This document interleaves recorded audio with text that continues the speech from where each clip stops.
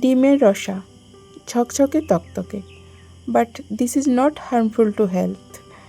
এখানে কয়েকটা আলুকে আমি সরু সরু করে কুচিয়ে নিয়েছি, আলু ভাজার থেকে একটু মোটা মোটা করে। এখানে কয়েকটা ডিমকে সিদ্ধ করে অর্ধেক করে কেটে নিয়েছি। এরপর এখন আমি উনানটা জ্বেলে দিলাম, কড়াইটা বসিয়ে দিলাম।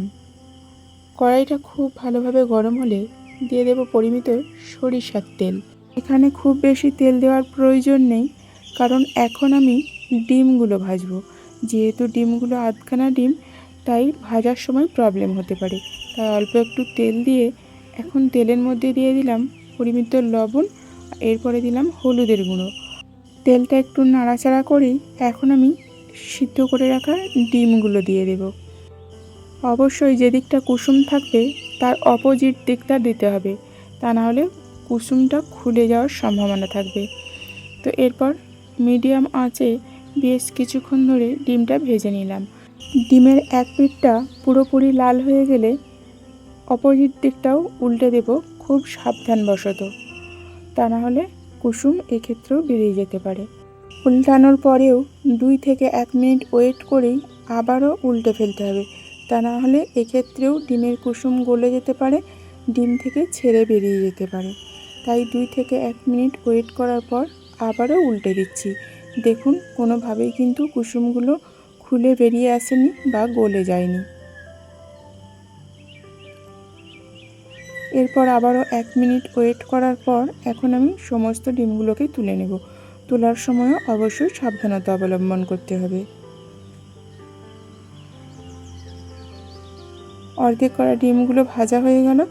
এখন যে পরিমাণ তেল এক্সেস আছে খুবই সামান্য, তাই আবারও অল্প একটুখানি সরিষার তেল অ্যাড করে দিলাম। এখানে আছে 3টে বড় সাইজের পেঁয়াজ কুচি।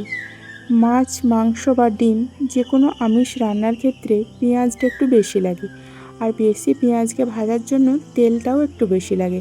তেল পেঁয়াজ একটু বেশি হলেও আমি আদার্স মশলাগুলো একটু কমিয়ে দেব হেলথকে প্রোটেক্ট করার জন্য। এখানে দিয়ে দিলাম 1 চামচ আদা রসুনের পেস্ট, 1 চামচ হলুদের গুঁড়ো, ঝালের জন্য দিয়ে দিলাম 1 চামচ গুঁড়ো লঙ্কা, এরপরে দিয়ে দিলাম 1 চামচ জিরা গুঁড়ো। এরপর সমস্ত মশলাগুলোকে কষিয়ে নেব। যেহেতু এখানে বাটা মশলা আর গুঁড়ো মশলা একই সঙ্গে অ্যাড করা হয়েছে, তাই তেল ছিটে যাওয়ার বা মশলা পুড়ে যাওয়ার কোনো সমস্যাই থাকবে না। খুব ইজিলি মশলাটাকে কষিয়ে নেওয়া যাবে। কিছুক্ষণ কষানোর পর ড্রাই হয়ে গেলে অল্প একটুখানি জল অ্যাড করে আবারও কষিয়ে নিলাম। মশলা থেকে তেল ছেড়ে এলে এখন আমি কুচনো আলুগুলো দিয়ে দেব। এরপর দিয়ে দেব পরিমিত লবণ। এরপর দিয়ে দেব কয়েকটা চেরা কাঁচা লঙ্কা। এরপর বেশ কিছুক্ষণ ধরে কষিয়ে নেব। এখানে যদিও বা তেল পেঁয়াজ একটু বেশি দেওয়া হয়েছে, বাকি মশলাগুলো পারফেক্ট দেওয়া হয়েছে, তারপরেও যেহেতু এতটা পরিমাণে আলু ইউজ করা হয়েছে, তাই কোনো রকমভাবেই শরীরের ওপর হার্মফুল এফেক্ট থাকবে না। এখন আমি দিয়ে দিলাম একটা বড় সাইজের টমেটো কুচি। এরপর আবারও বেশ কিছুক্ষণ কষিয়ে নেব। ততক্ষণ পর্যন্তই কষাবো যতক্ষণ না মশলাটা পুরোপুরিভাবে আলুর সঙ্গে মিক্স হয়ে যায় এবং আলুর মধ্যেও একটা অয়েলি ভাব আসে। যদি প্রয়োজন হয় এই সময় অবশ্য অল্প অল্প করে জল ইউজ করা যেতে পারে, যদি ড্রাই হয়ে আসে, যদি কড়াইতে লেগে যায়। তো আমার প্রয়োজন হয়নি, আমি জল অ্যাড করিনি। এখন কষানো কমপ্লিট হয়ে গেছে। যতটা পরিমাণ জলের প্রয়োজন ততটাই অ্যাড করে দিলাম।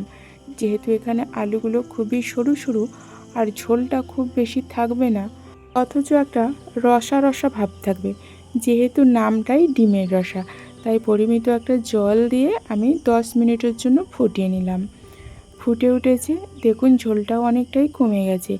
এখন আমি একটু নাড়াচাড়া করে আলুগুলো সিদ্ধ হয়েছে কিনা কনফার্ম হয়ে নিলাম, কারণ এখন আমি অ্যাড করে দেব ভেজে রাখা ডিমগুলো। ডিমগুলো দেওয়ার পর খুব বেশি ফোটানো চলবে না, কারণ তাহলে এই কুসুমগুলো খুলে বেরিয়ে আসতে পারে। তাই এইভাবে ডিমগুলো সাজিয়ে দিলাম। এরপর দিয়ে দেব সামান্য পরিমাণে ধনিয়া পাতা কুচি, একটা ইউনিক অ্যান্ড অথেন্টিক ফ্লেভারের জন্য। এরপর চাপা দিয়ে 5 মিনিট স্টে টাইম দিয়ে দেব। এরপর এখন আমি খুলে নিচ্ছি। দেখুন রান্নাটা কমপ্লিট। ডিমের কুসুমগুলো কিন্তু কোনোভাবেই খুলে বেরিয়ে আসেনি। এখন আমি সার্ভ করে দিয়েছি। তো আপনাদের কেমন লাগলো ডিমের রেসিপি, অথচ হেলদি অ্যান্ড টেস্টি? অবশ্যই কমেন্ট করবেন। আর যদি ভালো লেগে থাকে তাহলে রেসিপিটা ফলো করে ডেফিনেটলি একদিন ট্রাই করবেন।